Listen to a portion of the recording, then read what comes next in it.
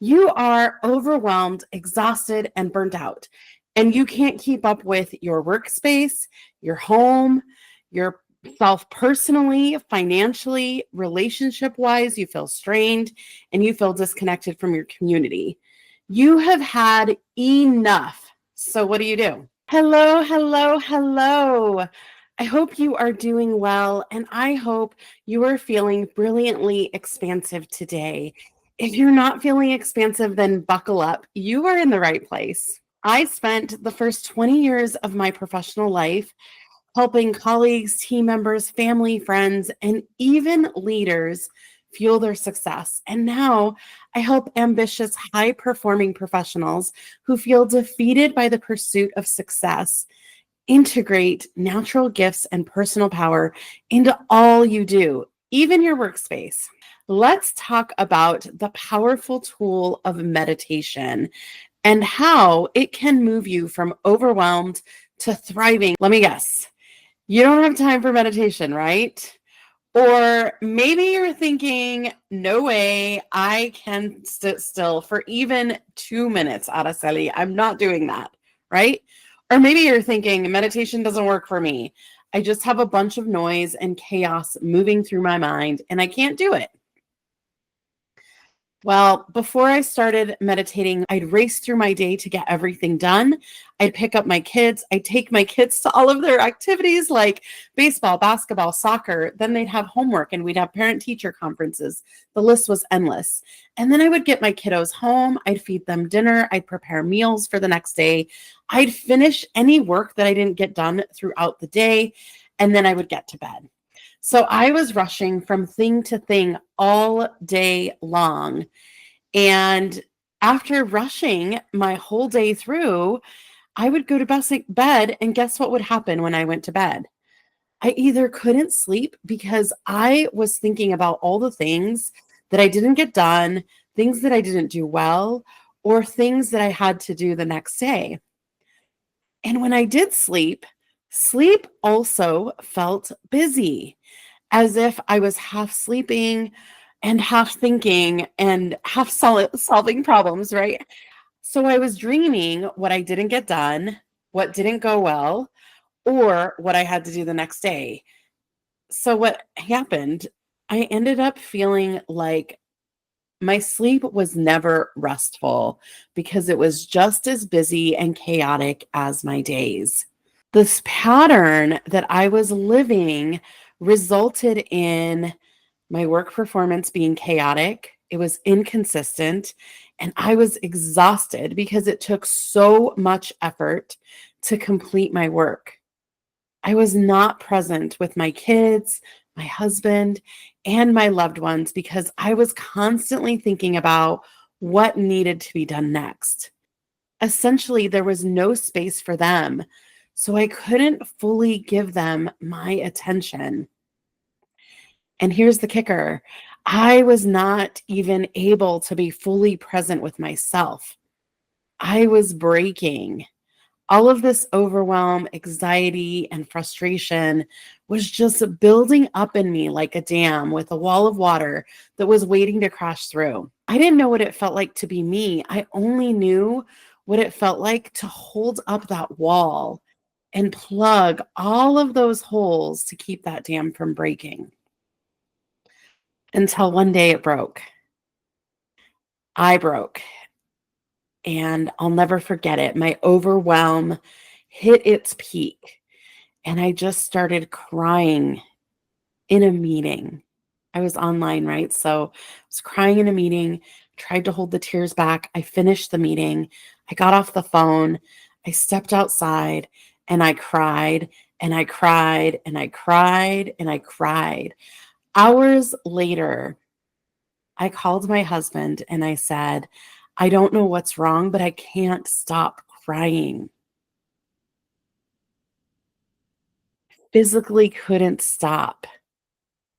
Now, after I was able to get through that evening, I knew that I had to bring my meditation practice back. I had been meditating on and off my whole life. And what happened was that I built a family. What happened was I had a family now, and I was trying to put them first. So I lost sight of my meditation practice because I was trying to put my family first because I didn't have time. I thought I didn't have time. And that cost me because I was putting myself and my sanity last. So I knew that I had to get myself back on track. And that meant that I had to be serious about a meditation practice. And here's what I learned. There's three key things that meditation taught me that I want to share with you today. Meditation can teach you to clear your mind of your racing thoughts. And those of you who think I've tried meditation, but it's just a bunch of racing thoughts, well, that's how I was, right? That was my story. Rushing from thing to thing all day long. Think about that. If you're rushing from thing to thing all day, if you're rushing around all day with a jam-packed calendar and no room to think, yet alone breathe, that's what you're practicing all day. So, what do you expect to happen when you sit down and try to meditate? When you're meditating, You're practicing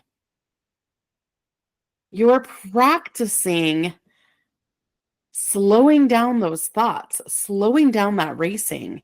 So there will be thoughts racing at first because that's the habit that you've been engaged in for however long you have been engaged in that. That's the whole point of meditating. You have to unlearn that racing. You have to unlearn that you have been told that moving from thing to thing, that rushing, that keeping yourself busy is normal. You have to unlearn that you've been told that it's normal to fill your calendar and constantly be working hard for the win because it's actually taking the wind out of your sails. So, if this is you, here are a couple tips. Tip number one for this area is start meditating with 2 minutes a day. 2 minutes a day can get you started and it can make such a big difference. If you can stand 2 minutes a day in silence, that is great. But if you can't stand that 2 minutes a day in silence, that's okay. It's okay to get started with some background soft meditation music. There is a ton of great meditation background music on YouTube. Just type in meditation music and you'll get a ton of stuff. Find one that resonates with you, find one that you find calming, and listen to that for the 2 minutes. Here's the second tip. If you're rushing around and having a hard time sitting for just a few minutes, as you start meditating and the thoughts are racing through, think each thought as it comes through and imagine it floating away like a cloud. This is a really big one. A lot of times people resist this process of unlearning the rushing by trying to push those thoughts out, trying to force themselves to be still. That's why they say meditation doesn't work. The racing thoughts are coming through, and that's all that's happening. Well, there's resistance, right? So if you're ending up playing this tug of war of like, no thoughts, go away, another thought, another thought. Well, now you're just shaming yourself. So try thinking each thought as it comes through and imagine it floating by and see if it changes your experience. I'd love to hear about it in the comments. The second thing that meditation can teach is that it teaches you to get comfortable with the stillness.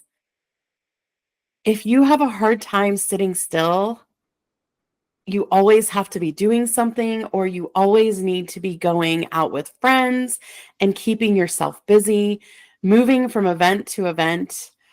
Well, in meditation, we're practicing being still. It's going to take some time to get used to, but this is a very important part of the process. The action of being still is actually preparing you for the magic that comes with meditation, the benefits that we'll talk about here next. But first, you have to get comfortable with slowing down. The process of practicing is helping you with that because there is nothing left to do but sit and watch those racing thoughts slow down. And as you practice meditations and these thoughts start to slow down, and they will, the next thing you have is to focus on sitting in that stillness with little to no thoughts racing through. And at this point, if you haven't already started, here's another tip. Focus on your breath in and out. Just listen to your breath in and out as you're meditating. That's what you can do in that stillness. And I also encourage you, when you are not meditating and you find that you have an open moment at home or whatever, at work, when you're out and about, if you're like, I'm bored, if you start thinking I'm bored or I have nothing to do, or I have nothing to do, I'm going to call someone or I'm going to go do this thing. Don't do the thing. Try sitting there. That is a form of meditation as well, because you're just practicing being at that point. And as you stick with this practice, with this meditation, you will start to notice the third thing, the third gift that meditation will bring you. It creates space for creativity and connection. You don't have to rush from thing to thing anymore because all of a sudden you're able to focus more easily throughout the day. Your work performance is no longer chaotic, it's methodical, and solutions to problems come through more easily. Look, now there's space for your thoughts and problem solving to come through more easily. You've moved that chaos, you've shifted your mindset, and now things have slowed down so that when you need it, they can just drop in. And because you're no longer stressed out about all of the things that didn't happen at work, you can be more present with your loved ones, your kids, your significant other, your friends, your family, yourself. This is where the magic really starts to happen because now there is space to get to know yourself at a deeper level, to connect with your gifts, to connect with your values and how you add value to everything around you. So now I want you to set a timer for 2 minutes on your phone and meditate. 2 minutes, just meditate. And after that, pick a time. You will do it for the next 7 days and do it 2 minutes a day, starting today and the next 7 days. Remember to like and subscribe if you enjoyed this video. You can also click the link in the description below to sign up for my newsletter and gain access to bonus sessions that are meant to support you on your journey to success. Thanks for tuning in. Namaste, sweet souls.